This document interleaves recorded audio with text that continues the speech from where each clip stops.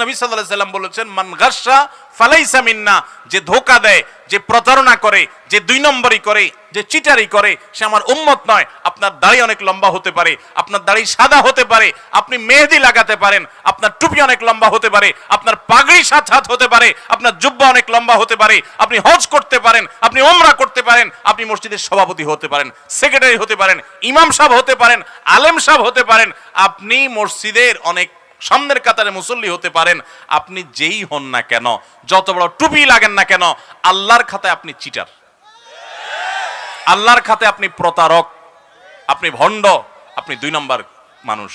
মনে রাখবেন, ঠিক ঠিক বলে খুব বেশি চিল্লানোর দরকার নাই ভাই, একটু ভেতর থেকে উপলব্ধি করেন। হয়তো আপনারা এখন চিন্তা করতেছেন আপনাদের এলাকায় কেউ এই কাজ করছে, এখন তারে বাঁশ দেওয়ার জন্য জোরে সোরে ঠিকঠাক বলতেছেন। এই কথাগুলো হয়তো কারোর উপরে যাচ্ছে, আপনি খুব মজা পাচ্ছেন, এই জন্য একেবারে জোরসে নারায় তাকবীর দিচ্ছেন, জোরসে ঠিক বলতেছেন, হুজুর বাঁশ দিচ্ছে, আমি ঠিক বলে আরেকটা বাঁশ দিয়ে দিলাম। ভাইরা আমার কথা শুনেন, কথা শুনেন, আল্লাহর কসম, এটা মজা নেওয়ার জিনিস না ভাই, সিরিয়াস কথা, সিরিয়াস কথা।